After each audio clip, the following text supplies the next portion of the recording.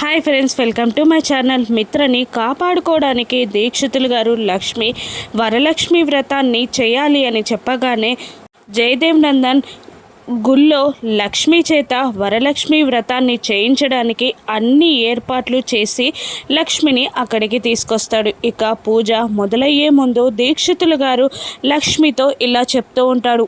పూజని స్టార్ట్ చేసే ముందు 5 ముత్తైదువుల కాళ్ళకి పసుపు రాయాలమ్మా అని చెప్పగానే అలాగే అని అంటూ ముత్తైదువులను తీసుకురావడానికి లక్ష్మి వెళ్తుంది. ఇక 4 ముత్తైదువులని లక్ష్మి తీసుకొస్తుంది. 5 ముత్తైదువులకి కాళ్ళకి పసుపు రాయాలని చెప్పాను కదమ్మా లక్ష్మి అని దీక్షితులు గారు అంటూ ఉండగా వచ్చిన 4 ముత్తైదువులలో ఒక ఆవిడ ఇలా అంటుంటుంది. అమ్మా, నువ్వు పసుపు రాయి, 5వ ముత్తైదువుని నేను తీసుకొస్తాను అని అంటూ ఒక ఆవిడ అక్కడి నుండి బయటికి వెళ్తుంది. లక్ష్మి మిగతా ముత్తైదువుల కాళ్ళకి పసుపు రాస్తూ ఉంటుంది. వెళ్ళిన ఆవిడ 5వ ముత్తైదువుగా అరవిందానే తీసుకొని వస్తూ ఉంటుంది.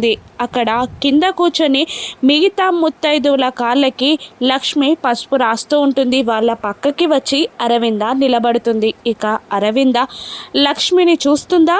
ఈ సిచ్యువేషన్ నుండి లక్ష్మి తప్పించుకోగలదా? రాను ఎపిసోడ్స్లో చూద్దాం. Thank you for watching.